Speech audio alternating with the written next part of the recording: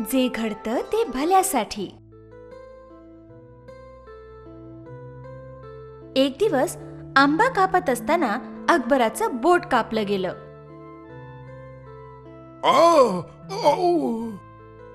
जे घडतं ते भल्यासाठीच. काय आमचं बोट कापलंय, आम्ही विव्हळतोय आणि तू आमची गंमत करतोयस? सैनिकांनो, याला कारागृहात टाका. ठीक आहे, जे घडलं ते भल्यासाठीच. दुसऱ्या दिवशी अकबर बादशाह शिकारीला गेला. तिथं तो जंगलात रस्ता चुकला. रस्ता शोधत शोधत तो चुकून एका क्रूर आदिवासी जमातीच्या भागात गेला. तिथल्या आदिवासी लोकांनी त्याला बंदी बनवलं.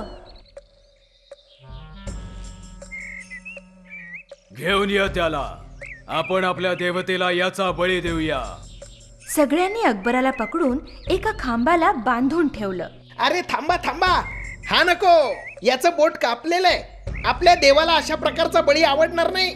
जाऊ द्या, सोडून द्या त्याला. आता अकबराचे डोळे उघडले. बिरबल जे म्हणाला होता ते बरोबरच होतं.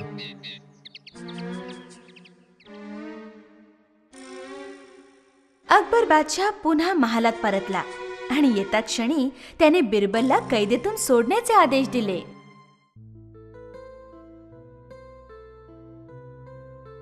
बिरबल, त्या दिवशी तुला तुरुंगात टाकलं तेव्हाही तू म्हणाला होतास जे घडतं ते भल्यासाठीच. ते कसं काय?